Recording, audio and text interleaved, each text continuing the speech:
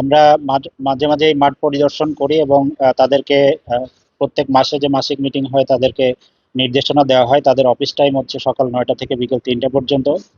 তো মোহনপুর ইউনিয়নের জনৈক সিএসসিপি রেন্টু, তার সম্পর্কে এরকম কোনো অভিযোগ আমার কাছে এখন পর্যন্ত আসে নাই।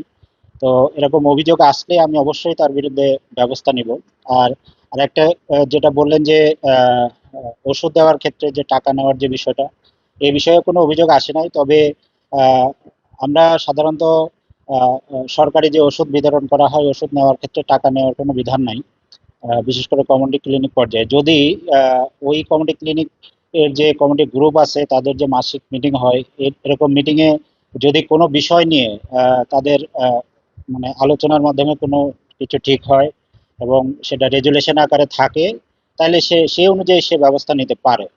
ইনচার্জ ছিল এখন বর্তমান শহীদুল ইসলাম নাদুভাই, তো সেও জানে টাকা নেই, বা সরকারের ইনচার্জ আমার ইউনিয়নের দলীয় আমি, সেও জানে টাকা নেই, বা এটা আমার অফিসিয়াল ভাবে প্রতিটি সিসিতে টাকা নেয়। আমাদের এটা প্রতি মাসে যে মিটিং হয়, মিটিং এ আমাদের এগুলো জিগায় যে আপনাদের কত টাকা জমা হয়েছে। বলছে যে 2 টাকা 3 টাকা 5 টাকা চেয়েছে আর দেয়।